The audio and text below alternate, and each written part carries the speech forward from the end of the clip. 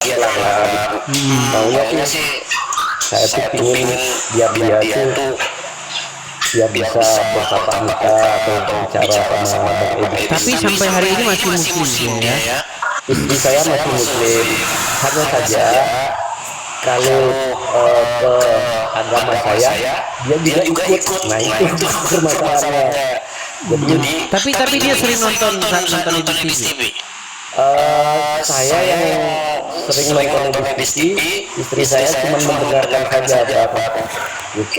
Contoh pernah kejadian abang mutarin saya, terus istri dengar itu yang bagian mana? Terus dia bilang dia menolak.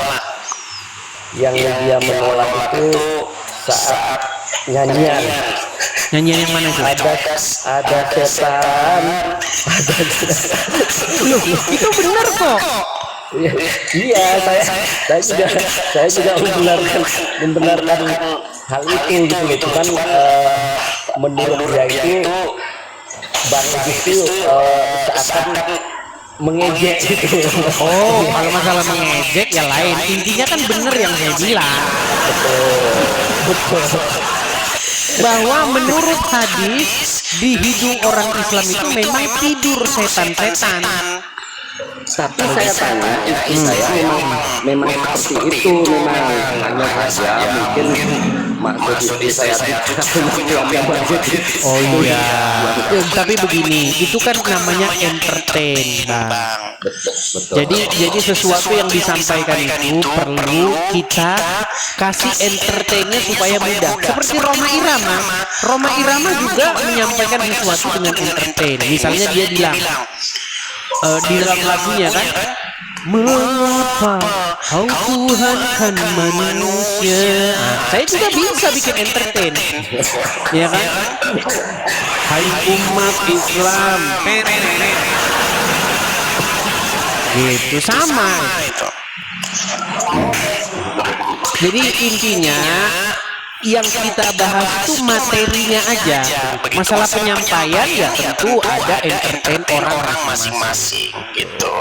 Iya, betul Bang. Saya juga ya sering kasih tahu. Makasih. Sering nanya juga Bang. Apa yang kalau istri saya kan memang hafal ya sama apa namanya kata Quran, hadis, ya betul hafal dia. Cuman saya tanya seperti yang Abang tadi sampaikan itu bisa membaca tapi artinya tahu nggak? Nah, ternyata memang benar tidak semua dia tahu. Betul. Dan itu kebanyakan.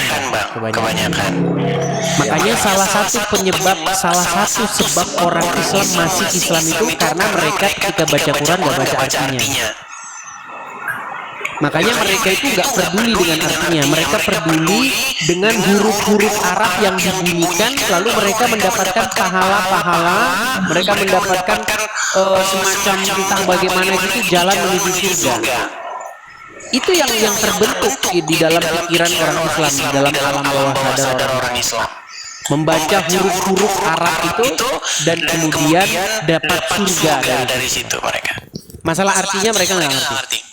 Iya, itu dah seperti yang disampaikan, seperti yang saya dengar juga tentang apa namanya kalau nanti masuk Islam tuh dapat bidadari itu. Kalau saya pikir secara logika kok rasanya lucu banget seperti itu. Di samping itu juga, mohon maaf nih, saya juga pernah berdebat sama uaknya istri saya karena waktu saya baru mau menikah, waktu itu saya diceramahi kalau mamanya saya masuk Islam bakalan masuk neraka katanya. Nah, saya balik bertanya waktu itu sampai akhirnya saya sempat dimusuhi lama karena saya balik bertanya apakah uak tahu neraka dan surga itu ada di mana? Pernahkah ke sana? Saya bilang gitu. Kalau tidak pernah uak ke sana, tolong jangan ceramahi saya punya keyakinan saya. Nah, itu dia.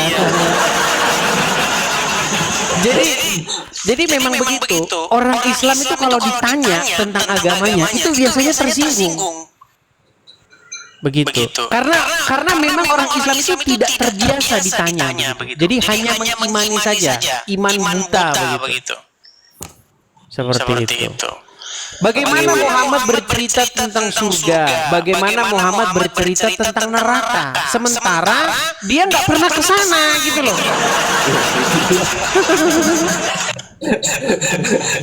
Bagaimana Muhammad bercerita tentang alam kubur? Sementara dia tidak pernah ke alam kubur.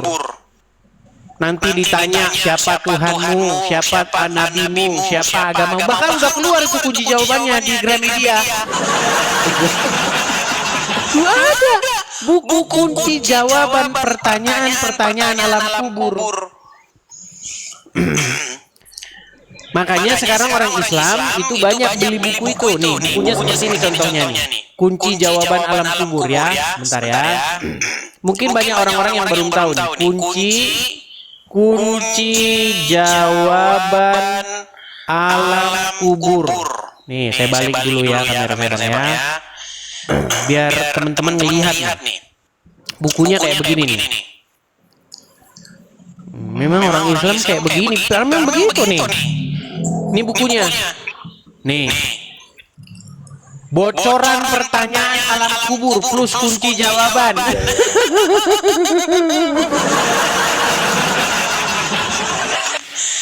Jadi kalau zaman kita sekolah dulu ya, bocoran pertanyaan-pertanyaan etanas, pertanyaan-pertanyaan ujian nasional kan. Nah kalau orang Muslim bocoran pertanyaan alam kubur. Sementara Muhammad setelah dia masuk kubur nggak keluar lagi. Begitu. Ya itu sebenarnya membuat orang-orang Islam harusnya berpikir begitu loh. Saya ini ngajak supaya kita mikir. Kata Muhammad, ada yang disebut siksa kubur. Ternyata setelah saya pelajari siksa kubur itu didengar Muhammad dari orang Yahudi. Dan disebutkan apa penyebab siksa kubur. Ternyata seperti Ahmad Karoni ya dan anggota-anggota DPR yang misalnya bertingkah berbanyak pola begitu ya. Mereka itu gini. Kita kan tahu ya bahwa banyak anggota DPR itu yang korup. Bahkan DPR itu salah satu lembaga terkorup. Ya kan? Dan banyak anggota DPR itu isinya orang-orang Islam. Nah, kenapa orang Islam tidak takut korupsi? Kenapa orang Islam takutnya daging babi? Coba, orang-orang di DPR yang Islam-Islam yang korup itu kalau nerima suap, nerima itu mereka mau. Tapi coba kasih daging babi, iris kuping saya nggak bakal mau. Nggak bakal mau dia kalau daging babi. Ternyata setelah saya selidiki, ada sebuah pemahaman di dalam Islam itu begini. Barang siapa yang mengucapkan 2 kalimat syahadat, dia masuk surga. Mau dia mencuri, mau dia berzina, masuk surga. Itu ajaran Muhammad. Makanya ini ajaran Islam ini memang sangat-sangat luar biasa ini. Berarti kalau begitu saya dulu waktu menikahin istri saya kan baca syahadat. Nah masuk surga itu, masuk surga menurut agama Islam. Nah itu makanya ada riwayatnya itu bang, ada riwayatnya. Jadi seorang bertanya kepada Muhammad, walaupun dia berzina ya Rasulullah, walaupun dia mencuri, iya. Sekalipun dia berzina, sekalipun dia mencuri, kalau dia mengucapkan kalimat syahadat masuk surga. Pantas anggota DPR pada korup. Iya. Nanti dibilang saya mengada-ngada. Banyak orang Muslim mengatakan saya mengada-ngada, tapi itu benar. Nih, biar dia Muslim ya, karena selalu ada saja orang-orang baru di sini ya. Ya. Perhatikan. Sabar ya.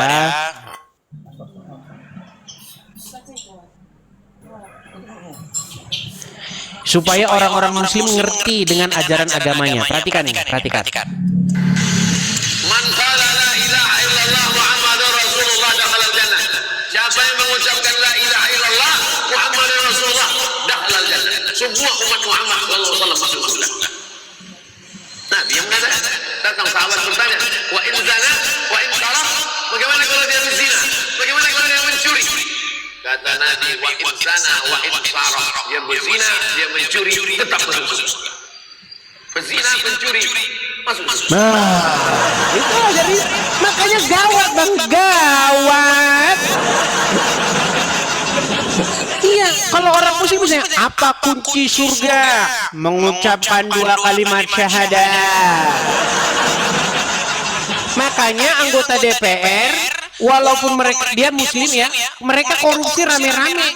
Yang penting nanti saya ucapin kalimat syahadat masuk surga saya. Makanya saya bilang, ayo sekarang sudah waktunya berpikir. Coba pikirin ini yang kamu pegang ini sebenarnya benar atau salah gitu loh. Saya mengajak orang tuh berpikir seperti itu. Nah, kalau misalnya tidak sepakat atau ingin membantah perkataan saya, ajukan permintaan lagi ke muslim. Ayo kita diskusi. Buktikan bahwa yang saya katakan itu nggak benar gitu loh. Seperti itu Bang Gesan. Nah, nanti silakan disampaikan kepada istri. Ya memang kalau biasanya mereka akan menutup telinganya begitu.